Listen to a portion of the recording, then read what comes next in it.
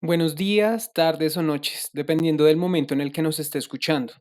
Bienvenidos al Laboratorio de Media. Mi nombre es Daniel Escobar, docente de Media Fortalecida en el Colegio Santa Marta. En este podcast, la creatividad y la narrativa se unen en una experiencia única.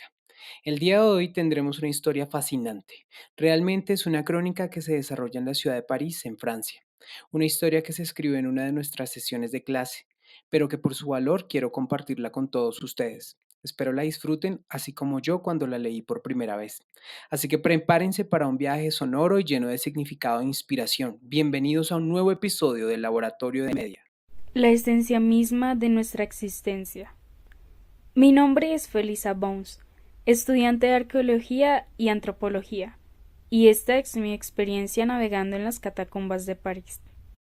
El lugar más melancólico, frío y silencioso en el que puedes estar es en las catacumbas. Cuando las visitas te sumerges en la historia oscura y misteriosa de la ciudad. Las paredes de huesos y los pasillos estrechos con una esencia putrefacta, creando una atmósfera única que te transporta a otra época. La mayoría de estos túneles se hicieron posteriores al año 1300 y ya abandonados para 1750, provocaron importantes hundimientos que derribaron casas completas, por lo que se comenzó su exploración para minerales y demás. En puntos débiles se instalaron columnas para evitar que siguieran colapsando los túneles. No se crearon para conservar restos óseos. Ese no es su fin original. Su fin original es que esto era una cantera, y es de aquí donde se extrae la piedra caliza, que sirve para realizar edificaciones de la superficie de allí, que quedaron de estos túneles de más de 200 kilómetros, de los cuales actualmente solo se puede recorrer 1,5 kilómetros. Entonces, 200 kilómetros de túneles debajo de la ciudad de París, sin ningún uso ni beneficio, a mediados del siglo XVIII servirían para más adelante. El principal panteón de París, Cementerio de los Santos Inocentes, acumulaba más de 10 años de sepulturas y estaba sobresaturado, por lo que era necesario desenterrar y reubicar los restos de las personas que murieron cerca del año 1300 en medio de la peste negra. Entonces, las minas de cantera abandonadas parecían un buen lugar para acomodar los restos de 6 millones de parisinos. Se dice que aquí en las catacumbas están las osamentas de más o menos 2 millones de personas. Sin embargo, no fueron trasladados allí en ese momento, sino hasta 1859, cuando, por cuestiones de salud pública, se trasladaron las osamentas en cada pared. Aproximadamente hay alrededor de 1,600 personas entre pilar. Y cuidar el primer y mayor traslado de osamentas tomó 15 meses. Se hacía durante la madrugada, para no perturbar a los parisinos y evitar protestas. El lugar fue abierto al público en 1809. Me dirigí el 11 de agosto de 2015 al punto de acceso oficial a las catacumbas subterráneas, en la calle Avenue du Colonel Henry Laurent Tanguy 75014, París, Francia. Sin embargo, yo buscaba algo más. Mis investigaciones me llevaron a una red de exploradores urbanos, conocidos como cataphiles, quienes estaban reclutando gente para su grupo, al cual yo alrededor de una semana me uní. El 24 de agosto era una noche tranquila, donde me encontraba hablando por chat con un integrante de los cataphiles, Willem. Denotaba unas intenciones sexuales por parte de él. Sin embargo, lo permití, pues este es un experto del grupo, y mi deseo por saber más del subterráneo me hacía ignorar esta situación. Eran ya las 9 de la noche, cuando él me envía una invitación a una fiesta clandestina en una cantera, y claramente acepté, con el propósito de investigar un poco más. Me organicé de la forma más sutil posible. Empaqué mi libreta, linterna y una mochila con provisiones. Willem me recogió a eso de las 10:15 p.m. En camino hacia la fiesta, él me ofrece un cigarrillo de marihuana. Acepté sin dudarlo, solo por generarle confianza. Empecé a sentirme algo mareada, y él detuvo un momento el auto. Empezó a acariciarme el rostro con la intención de besarme. Admito que el tipo era atractivo. Por el efecto de la marihuana, dejé que me besara. Y no puedo negar lo bien que se sintió. Aún así, no me desvié del objetivo. así que nos besamos unos 5 minutos y emprendimos nuestro camino hacia la fiesta. Al momento de llegar, me paralicé por un momento, al ver cómo iba a entrar en un cementerio con cráneos alrededor, a una fiesta. A medida que avanzaba, los pasajes se estrechaban y se ensanchaban al azar, revelando paredes cubiertas de grafitis antiguos y modernos. Las primeras cámaras que encontré estaban desiertas, pero no tardé en toparme con los primeros montones de huesos, cráneos y fémures, dispuestos en macabras y artísticas composiciones. Formaban patrones geométricos que parecían desafiar la lógica del orden natural. La serenidad con la que los restos estaban colocados contrastaba profundamente con la violencia implícita de la muerte. A cada paso sentía la presencia silenciosa de aquellos que habían sido trasladados aquí hace siglos. La historia de estas almas despojadas de sus tumbas originales resonaba en los ecos de mis pasos. Me detuve ante un osario, donde una inscripción del latín rezaba: «Felices los que descansen en paz». Me permití un momento de reflexión, imaginando las vidas de aquellos cuyos huesos reposaban allí. Volviendo a mi realidad y a mi objetivo, cuando entramos en el lugar se respiraba un poco de todo: caos, miedo, la combinación de todas las drogas que puedas imaginar. Nerviosa por el ambiente, decido salir un momento para recurrir a un lugar donde pueda aclarar mi mente. Vi de reojo una puerta entreabierta, de donde venían unos cantos bastante peculiares, y mi curiosidad me obligó a acercarme para saber qué era lo que estaba sucediendo. Al acercar mi rostro a la puerta pude observar un tipo de ritual. Eran 6 personas ubicadas en un círculo con un pentagrama rojo, dibujado en su interior. La apariencia de esas personas me generaba algo que no puedo explicar. Eran muy delgadas, con dibujos en sus cuerpos hechos con sangre. Sus rostros estaban horrorosos. Me recorrió un escalofrío de pies a cabeza cuando uno de ellos se dio cuenta de mi presencia y me miró fijamente. Mi reacción fue correr, pero no estaba observando hacia dónde corría, y me terminé perdiendo. Entré en pánico.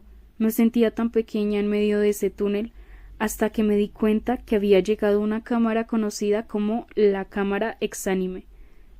Allí encontré una sorprendente obra de arte subterránea, una escultura tallada en la piedra caliza que representaba la ciudad fortificada, creada por un cantero desconocido en el siglo XVIII. La habilidad y el detalle de esta obra, escondida en las profundidades de la tierra, me dejaron sin aliento. Solo seguí caminando y por curiosidad visualicé un camino de piedras que claramente comencé a seguir, llevándome hacia un área menos explorada. Los pasajes se volvían más estrechos, con agua estancada y techos bajos que obligaban a avanzar encorvada.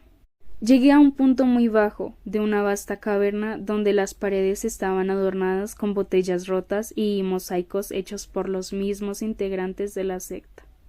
La magnitud del espacio y la irrealidad allí eran un testimonio de la existencia humana y su poderoso deseo de dejar una marca, incluso en los lugares más oscuros.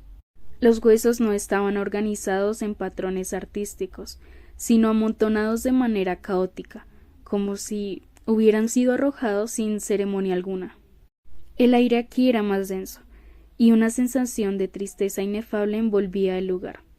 Con la mente algo perdida, pude notar a lo lejos unos objetos en buen estado, y sorprendentemente escuché el timbre de un teléfono.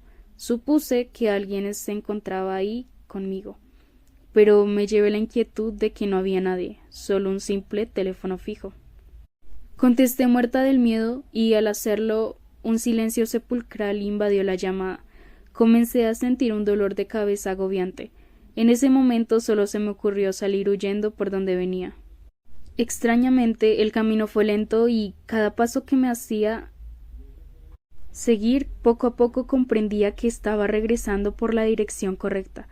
Escuchaba un poco más cerca la música de la fiesta, pero misteriosamente cada objeto que vi estaba al revés. Supuse que era por la marihuana, así que no le presté tanta atención. Me hallé en la puerta donde estaban haciendo ese extraño ritual. No sé cómo la noción del tiempo se pasó tan rápido. Lo primero que hice fue llamar a Willem, pero parecía que me estuviera rechazando la llamada, pues se iba a buzón de mensajes. Ya estando aquí arriba, no me sentía tan desubicada, y recordé que los Catafields en una de sus charlas habían dicho que si en algún momento nos llegábamos a perder, la mejor forma para salir era mirando al techo y siguiendo el rastro de hollín que habían dejado los canteros en el año 1300. Siguiendo esto, pude salir a la carretera donde se encontraba Willem con una chica, teniendo relaciones sexuales en su carro. Me dio mucha pena interrumpir en ese momento, pero necesitaba llegar a mi casa. Entonces le golpeé la ventana del carro. Willem empezó a gritarme, insultarme, pero me di cuenta que habían pasado 7 horas. Ya eran las 5 de la mañana del 25 de agosto, y tal vez era algo aceptable que él estuviera sulfurado, pues de una u otra forma estuve perdida relativamente un largo tiempo. Le dije que le contaría todo si me llevaba a casa, lo cual él aceptó. La chica desconcertada nos acompañó. Sin embargo, de camino a casa lo único en lo que podía pensar era en el tiempo que duré ahí, pues yo no lo sentí así. Al llegar al lugar donde me estaba quedando, le pedí a la chica que se quedara en el auto mientras yo le comentaba un poco a Willem de lo que me había sucedido. Así que entramos al apartamento, le ofrecí una taza de café y le dije que se pusiera cómodo, ya que lo que le iba a contar no era algo tan común. Él, en medio de su cordura, se sentó sin decir ni una sola palabra, y comencé a desahogarme de las circunstancias y sucesos raros que pasaron allá abajo. Cada vez que iba avanzando en mi historia, él iba cambiando la expresión de su rostro, tanto así que me convenció en que no me estaba creyendo, y pensé que lo más probable es que él estuviera pensando que me quedé dormida en algún lugar o algo así. Cuando terminé de hablar, su rostro estupefacto no dijo nada más. Mi incógnita se hacía aún más grande. Al parecer, él nunca me contó totalmente la verdad de aquel lugar, y ahí supe que había algo más allá de la realidad que yo sola no podía comprender. Me recosté en mi cama y simplemente quise olvidar lo sucedido. El 30 de septiembre de ese mismo año me llegó una carta de los Catafields, especialmente de Willem, anunciándome que debía irme de París, pues las catacumbas dejaron de ser un lugar santo hace mucho tiempo, y me aconsejó hacerme una limpieza energética, pues sospechaba que pude haber atraído algo maligno a mi vida. He aquí concluida mi crónica, sabiendo que París, con sus bulevares brillantes y su arte magnífico, es también una ciudad construida sobre el polvo de sus ancestros, un recordatorio constante de la permanencia y la belleza efímera de la vida. Gracias por acompañarnos en este episodio del Laboratorio de Media. Esta crónica fue escrita por Daniela Beltrán Arévalo y Selena Galvis Torres, estudiantes de grado décimo. La locución de este podcast estuvo a cargo de Daniela Beltrán Arévalo. La producción de este podcast y creación de la miniatura para YouTube estuvieron a cargo mío. Si les ha gustado este viaje sonoro y desean apoyarnos, los invitamos a compartir este podcast con sus amigos, familiares y colegas. Sus recomendaciones nos ayudan a crecer y a seguir creando contenido que inspire, informe y entretenga. Recuerden que nos pueden encontrar en YouTube y en nuestras redes sociales. Sus comentarios, sugerencias y opiniones son siempre bienvenidos. Gracias por ser parte de nuestra comunidad en el Laboratorio de Media. Juntos continuaremos explorando el mundo a través de la creación de contenido.